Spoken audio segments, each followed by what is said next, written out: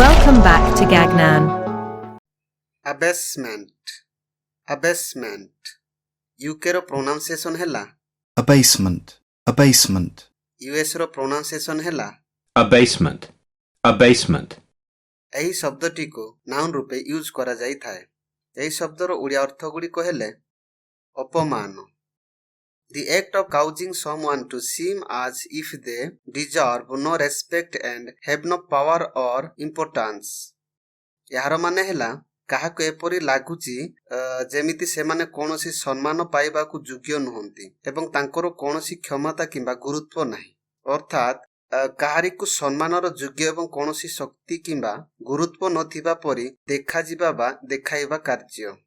Next meaning ହେଲା ଅପମାନିତ, ଅପଦସ୍ତ। ଏହାକୁ ଭଲ ଭାବରେ ଜାଣିବା ପାଇଁ କେତୋଟି ଏକ୍ସାମ୍ପଲ ଗୁଡ଼ିକ ଦେଖିନେବା। First example, He is sad because of the abasement. ସେ ଅପମାନିତ କାରଣରୁ ଦୁଃଖିତ ଅଟେ। He is abased with the abasement of those he perceives as his enemies.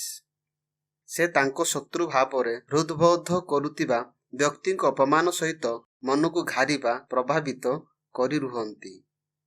ଏହାର ବହୁବଚନ ରୂପ ନିଜେ ଦେଖି ନିଅନ୍ତୁ।